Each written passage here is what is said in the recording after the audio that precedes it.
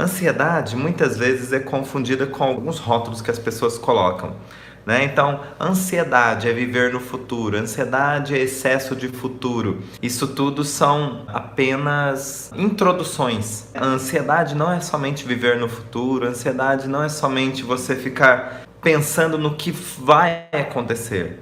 A ansiedade precisa de uma construção para que ela se manifeste.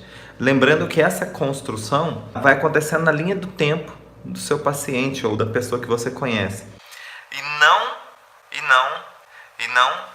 as causas que levam as pessoas aos mesmos diagnósticos são muito diferentes. E é por isso que o tratamento não pode ser igual.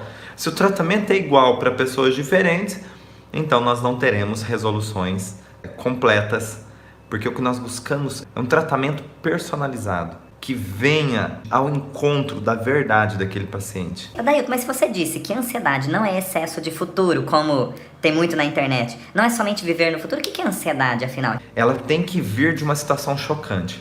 Puxa, Dailton, você sempre fala isso? Sim, é porque sempre todos os sintomas que vão ter a necessidade, criar necessidades no organismo, seja física ou seja de comportamento, alterações de comportamento, aí eu preciso de uma situação chocante. Existe outra maneira? Sim, só que aí é mais relacionado a um conjunto de histórias, que são quando você vive a mesma situação ou situações semelhantes que vão batendo na mesma tecla, batendo na mesma tecla, até que aquilo se torna uma necessidade para o seu organismo. Mas hoje nós vamos focar na situação chocante. Situação chocante. O que é uma situação chocante? É quando você é pego de surpresa. Quando você recebe uma situação que é como se fosse uma bomba caindo no teu colo. Uma situação impactante, uma situação inesperada. Uma situação onde você tem a sensação de estar isolado. Ou seja, a situação é tão horrível que exatamente ninguém vai conseguir me ajudar naquele momento. E você se vê dentro de uma situação extremamente dramática. O seu organismo físico ou o seu organismo a nível geral, ou seja, comportamental, vai ter que fazer uma estratégia de sobrevivência aí. Por isso que a gente fala de situação chocante, é aquilo que ativa esse estado que nós temos, que nos mantém, por muitas situações, nos mantém vivo, que é o mecanismo de luta ou fuga. Beleza, eu vivo um choque. Qual a característica desse choque? Olha só, esse choque, para começar a gerar uma ansiedade, ele tem que acontecer ali, na tua frente. Você tem que ter visualizado ele, é o que a gente diz assim, é algo frontal. Por que frontal? É na tua frente.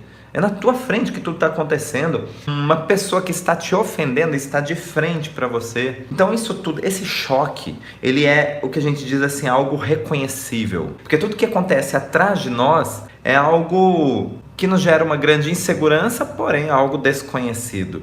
Por que desconhecido? Eu não sei o que está acontecendo aqui atrás. Eu posso ter uma ideia do que esteja acontecendo. Querem um exemplo? 11h59 da noite, você está andando na rua, sexta-feira 13, e você está sozinho, aparentemente sozinho. Daqui a pouco você escuta passos atrás de você. Você acelera um pouco os seus passos e esses passos atrás de você acelera também. Você tem a ideia, na verdade, de que tem alguém te perseguindo, mas você não tem ideia qual a intenção dessa pessoa. Às vezes essa pessoa está atrás de você porque você deixou cair alguma coisa. Às vezes essa pessoa está atrás de você para te assaltar. Às vezes essa pessoa está atrás de você só porque ela quer chegar na esquina mais próxima. Então, você tem um clima de insegurança porque está acontecendo algo atrás de você. Então, resta a você apenas ir deixando as criações da sua mente preencherem essas lacunas. Agora, para ansiedade não, ansiedade é ali, na tua frente. Nós chamamos de medo reconhecido. Medo reconhecido, por quê? Porque está acontecendo na tua frente. Não tem como você não reconhecer aquilo, a fonte, a causa do seu medo naquele momento, tá? E aquilo vai gerar um registro no teu cérebro. O que acontece a partir do momento em que você cria um registro no cérebro? Aquilo vira uma memória. Uma memória em diversos níveis. Uma memória das sensações do momento, uma memória das percepções, uma memória física, uma memória de todos os níveis. Tudo que estiver acontecendo ali vai ter gerado uma memória e vai participar da construção de todo aquele cenário. Se você estava mascando um chiclete de menta, o sabor da menta vai ajudar a construir o cenário dramático daquele momento. E assim por diante. E se você viu algo acontecer, aquela informação visual gera uma memória que vai construir o cenário. Tudo dentro de um cenário impactante, inesperado, vira registro. Agora, sabe qual que é o detalhe de gerar um registro? É que justamente toda vez que você estiver diante de qualquer componente que seja semelhante àquele que foi registrado ali, pronto, é um trilho. E você vai ter crise de ansiedade, ou pelo menos você vai sentir-se ansioso, e às vezes sem saber por quê.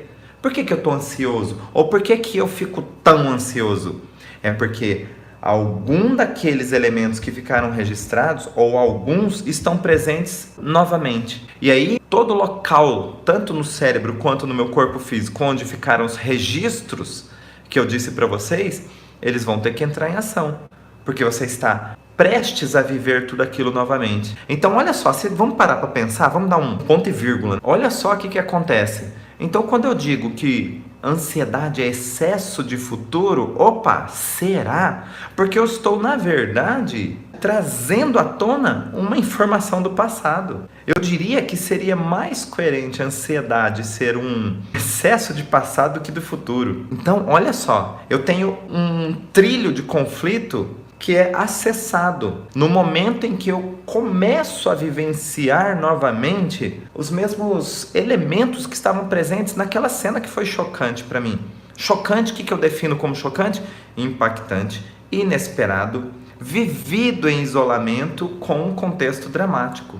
Puxa, não tem como não ser chocante, não é? Então, olha só. E eu acrescentei mais um elemento aí, mais um pilar para a ansiedade, porque não precisa ser só isso. Ele precisa também ser reconhecido. Tem que ter acontecido ali, na tua frente. E reconhecido não quer dizer que você vai se lembrar. Reconhecido é porque você identifica. Não confundam. Reconhecido não quer dizer que o paciente vai se lembrar. Porque às vezes você fala assim, poxa, o que aconteceu pouco antes do início do sintoma? E o paciente fala, não, minha vida é tranquila, não aconteceu nada de chocante. Aí você fala, poxa, não deve ser ansiedade, porque reconhecido ele se lembraria. Não exatamente. E sabe por que esquece? Porque o esquecimento, ele é um mecanismo de proteção. Porque muitas vezes a pessoa não está preparada para vivenciar aquilo novamente.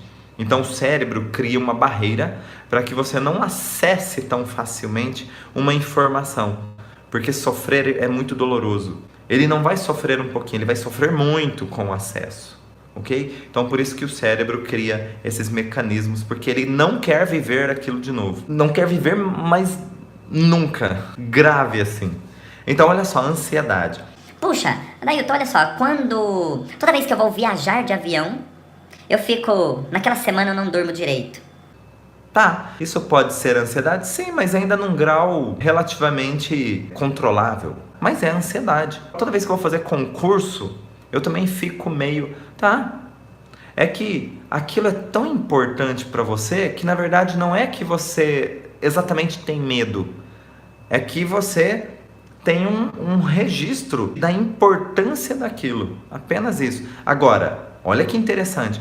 Por que é importante para você? Essa é a pergunta que nós temos que fazer. No caso de uma pessoa que vai fazer concurso, é importante para mim, não é porque eu tenho medo, não é um medo reconhecido. O concurso é importante para mim porque pode transformar a minha vida. Puxa, entende que eu preciso analisar o contexto. Então entendem que eu preciso analisar a história desse paciente, senão eu fico no acho. E o acho é o que eu falo, é algo que você procura e nunca encontra. Quem fica achando, vai ficar achando o que não procurou. Tá certo? Você acha as respostas que não procurou. Você precisa ter conclusões. Não certezas, conclusões. Conclusões por quê? Porque é algo coerente, sensato e que faz todo sentido dentro do contexto. Então olha só, como é que eu descubro a causa da ansiedade? Eu vou perguntar para essa pessoa, Quando começou a sua ansiedade? Desde quando começou a sua ansiedade? E aí ela vai me responder, olha... Isso daqui é desde o ano passado, isso daqui é desde a adolescência, isso daqui é desde que eu entrei na faculdade. E assim por diante. Então nós temos que localizar esse fator cronológico. Beleza, ótimo. O paciente nos disse desde quando? É hora de perguntar. E o que é que de chocante aconteceu na sua história pouco tempo antes de iniciar esse sintoma? E aí nós vamos ficar aqui todo ouvidos. E todo ouvidos é quando a gente escuta com olhos e com ouvidos. O bioalinhador sabe o que é escutar com os olhos e com os ouvidos. Mas vamos lá. E você vai escutar a história desse paciente. O que é que eu preciso identificar na história desse paciente? Uma situação impactante, inesperada, com um contexto dramático e vivido como isolamento. Além disso, do choque, eu preciso acrescentar a escuta de mais um elemento aí, que é algo que aconteceu ali, na frente dele. Algo reconhecido, algo que gerou medo. Por quê? Porque isso gera antecipação para não vivenciar aquilo novamente. Adailton, não querer viver o futuro? Não, é não querer repetir o passado. Por que eu digo isso? Adailton, mas deixa eu entender uma coisa. Uma pessoa que nunca viajou de avião e fica ansiosa porque não viajou de avião, como é que você explica isso? Olha só, ansiedade de algo que você não vivenciou é algo que não tem uma experiência de registro. Não é que não é ansiedade, mas ela não se repete com tanta facilidade. Ela tem outro caminho, mas, digamos assim, ela é menos intensa do que aquela que é reconhecida, aquilo que é algo que aconteceu. Ela se torna ansiosa diante a uma novidade. Então ela não tem um registro de acesso aqui para lidar com a situação, para ter dificuldades em lidar com a situação. Por isso que nesses casos, né, da pessoa que não tem esse registro, a hipnose, ela é fantástica nesse caminho. A pessoa está projetando outra coisa, tá? Então ela está lançando, por exemplo, na viagem aérea, no avião, uma situação simbólica ao que ela vivenciou. Por isso não será reconhecido. É uma situação oculta, tá? Só que é menos intensa, tá? Agora, situações ao qual existe realmente um registro, e como eu digo, registro, e acaba apontando aqui, não é um registro somente cerebral, não é um registro somente da memória cerebral, é um registro em todos os níveis, visual, auditivo, sinestésico, de todos, exatamente todos os níveis. Qual era a sensação naquele momento? Qual era a emoção que você vivenciou naquele momento? Exatamente tudo. Será trilho para desencadear uma crise de ansiedade. E aí, o que acontece? Uma experiência chocante que ficou registrada, você fica com facilidades. É um caminho neural que faz esse acesso. E quando você tem acesso, pode ser inconsciente. Como assim? Explica pra mim. Simplesmente você acorda ansioso. Ou simplesmente do nada, aparentemente do nada, porque nada ao redor justifica estar acontecendo aquela situação, mas você começou a se sentir ansioso. Ansioso a ponto do quê? A ponto de sentir-se mal. Não é só a ponto de não dormir, não é só a ponto de não parar de pensar naquilo, é sentir-se mal. Alguém me colocou aqui que teve crise de ansiedade, a pressão foi para 18. É exatamente isso. Porque aí o corpo entende que você está no mecanismo de luta ou fuga. Vai acontecer de novo. É futuro? Não, vai acontecer de novo o que eu já sei que aconteceu, é passado. A ansiedade está mais relacionada ao passado do que ao futuro. Não é o medo do que vai acontecer, é medo de repetir o passado, porque eu preciso do registro, tá? E aí eu citava a questão do avião. E se eu vou viajar de avião pela primeira vez? Eu tenho que encontrar qual é a associação que o cérebro fez. É relacionado a lugar fechado, porque o avião, obviamente, você fica no ambiente fechado. Qual é o medo primário que está sustentando um medo que não tem registro ainda? Então eu não tenho medo de avião, eu tenho medo de altura, ou eu tenho medo de lugar fechado, medo de lugar fechado, sabe? Eu tenho um registro anterior primário. É um pouquinho mais difícil de identificar? É, Mas se você fizer as perguntas corretas, você chega nessa questão. E aí, identificado o fator primário, você não vai cuidar do medo de avião, você vai cuidar do medo daquilo que antecede, daquilo que criou uma memória que o seu cérebro depois associou ao avião. Porque o avião é fechado ou porque o avião voa na altura. Voar de avião, mais seguro, né? Opa! Segundo as estatísticas, nossa, a gente tinha que ter medo de andar de carro. Acelera, acelera bem, acelera. Se você olhar a estatística de acidentes de carro, é assim, incrível. Todos os dias. Acidentes graves. Então nós tínhamos que ficar ansiosos. Nossa, amanhã eu tenho que pegar o carro. E ficar ansioso. Avião? Uma relação entre a ansiedade e a fadiga? Essa pergunta é bem legal aqui. Então, fadiga, em geral. Eu entro no mecanismo de luta ou fuga. Toda vez que eu entro numa crise de ansiedade, eu entro no mecanismo de luta ou fuga. Então, o que acontece? Dentro do mecanismo de luta ou fuga, isso gera fadiga porque é um gasto energético incrível. Então, dependendo da intensidade e do tempo que eu fico em crise epileptóide, nós chamamos de crise epileptóide, ou qualquer crise do nosso organismo. Então, uma crise de ansiedade, isso vai me gerar fadiga. Agora, uma fadiga adrenal. Olha só o que acontece. A médio, longo prazo, eu tenho uma forte produção hormonal para que sustente esse mecanismo de luta ou fuga. É muito estresse para o corpo. Toda vez que eu entro em crises, e se isso se torna frequente, se isso se torna constante, o que acontece? O meu organismo começa a ficar sobrecarregado. E aí eu começo a entrar no que nós chamamos... Oh meu Deus, agora entrei no vácuo. Vocês já ouviram um ditado que diz assim: eu só queria um barranco para me encostar?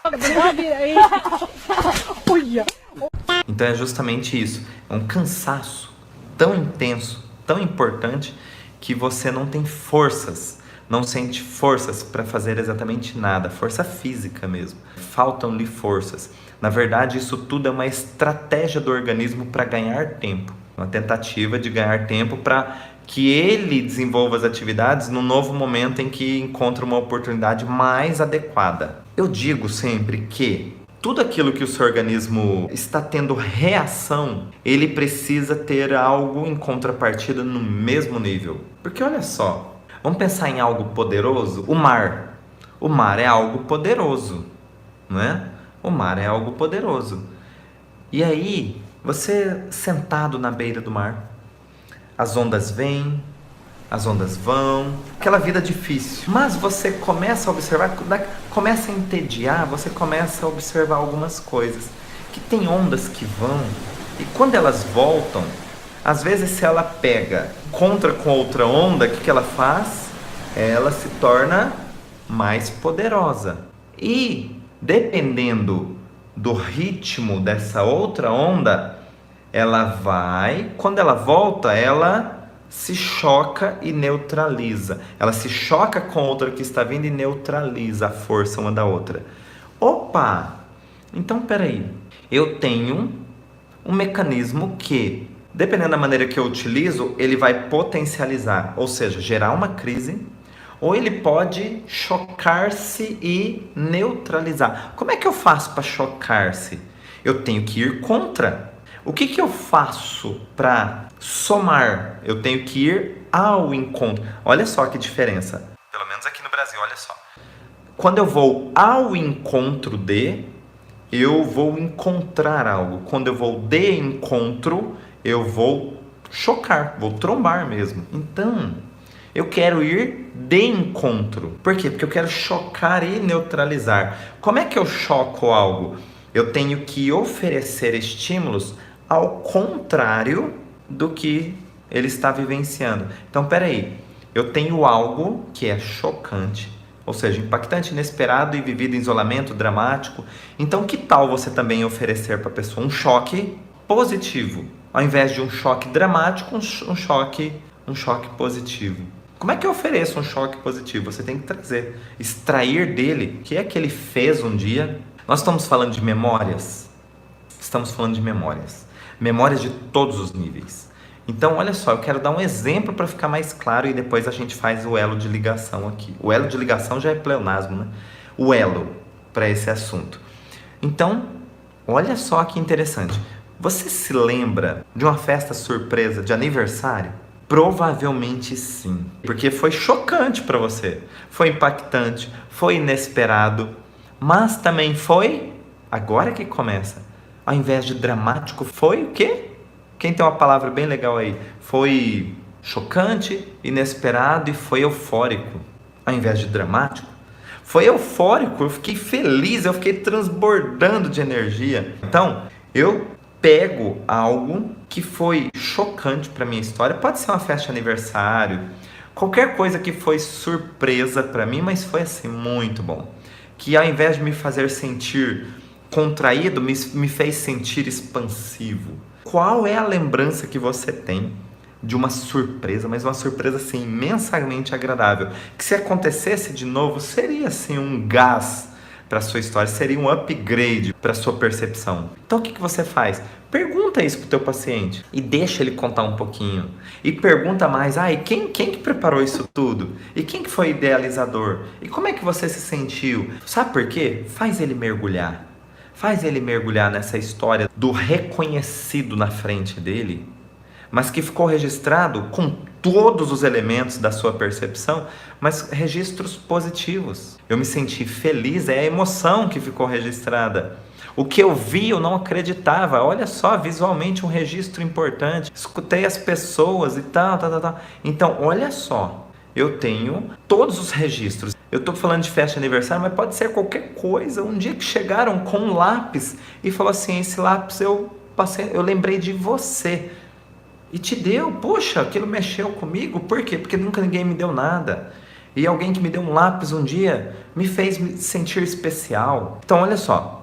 O que eu estou dizendo? Para você extrair do seu paciente uma memória de algo chocante, impactante, inesperado, só que positivo. Tá, beleza. E pede para ele trazer à tona. E como eu disse para vocês, dá uma massageada nesse momento. Dá uma estimulada para ele entrar na cena. Começa a fazer perguntas, começa a enfatizar isso e aquilo. Por quê? Porque eu quero que essa memória, que seja intensificado o registro. O que é que você pode fazer agora? Lembra da onda que eu disse para vocês? A onda do mar que vem e que volta e que eu quero que agora ela vá de encontro. Eu quero que ela vá chocar-se. Então você vai dizer para o seu paciente o seguinte, que toda vez que ele perceber qualquer mínimo sinal de ansiedade, ele vai trazer à memória dele essa cena já eleita anteriormente. Essa cena onde ele teve uma situação chocante, só que positiva. Onde todos os elementos que aconteceram ali ficaram registrados. E aí, o que eu quero que esse paciente viva? Eu quero que ele busque recursos próprios que estão dentro dele. Aquele momento feliz não acabou não. Porque toda vez que ele entra aqui, que ele se lembra, ele traz um sorriso. Quem aqui tem saudade de álbum de família? Eu sempre faço álbum de família. Porque o álbum de família, você se senta, né? Coisa tradicional. Você se senta com a família para olhar, para folhear. Né? Diferente de você ter fotos no celular, tudo tal, é legal, bacana, registre, não perde mais nada hoje. Só que álbum de família, isso significa que você pode selecionar as fotos e revelar, mas revele e coloque num álbum de família. Porque quando você se senta, você começa a folhear aquelas páginas com fotografias, cada fotografia tem uma história. E você registra normalmente o quê? Momentos felizes, momentos de reuniões. Agora o que eu estou dizendo é assim, folhear álbum de família é um exercício para condicionamento dessas emoções. Um exercício de condicionamento dessas emoções. Eu quero o chocante. Então você pode exercitar, fazer a mescla, na verdade. Você pode entrar com algo chocante e você entrar com os exercícios para sustentar o choque. Vamos colocar isso na prática? Então uma pessoa que teve lá uma situação, tem crise de ansiedade, então toda vez que ela sentir que está entrando, ela vai trazer para a memória dela, vivencialmente, uma situação impactante, inesperada, só que chocante. Por quanto tempo? Por 2 minutos, pelo menos.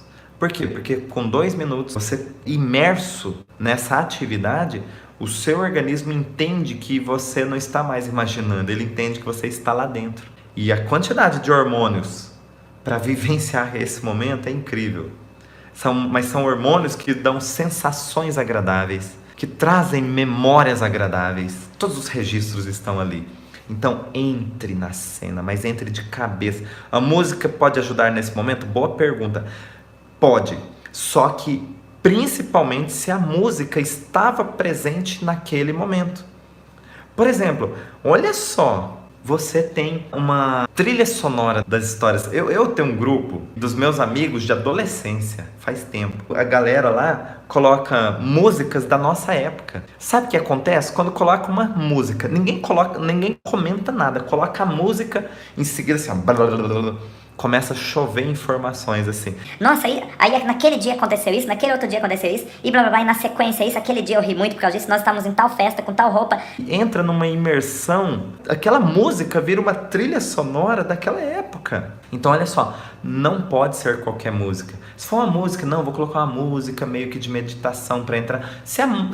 Quando aconteceu a surpresa não estava tocando a música de meditação, não vai te conectar para o momento. O tecido embrionário, ectoderma. Sim, por que o ectoderma sempre? Por que o ectoderma sempre? O ectoderma, ele carrega um forte sentimento de contato e separação. E a verdade é que quando algo está acontecendo aqui na minha frente, que é impactante, que é chocante, que é inesperado, eu não quero ter contato com o que está acontecendo. Só que qual que é o problema? Eu já tive. Ou um contato visual, um contato auditivo. De alguma maneira eu tive contato e eu não queria estar ali presente. Por isso que é contato e separação. Então isso que é interessante. O ectoderma, tecido de relação. Ah, mas eu não consegui fazer nada. Será que não é desvalorização? Pode estar associado como secundário, mas primário é contato e separação. Eu não queria estar em contato com o que está acontecendo aqui na minha frente.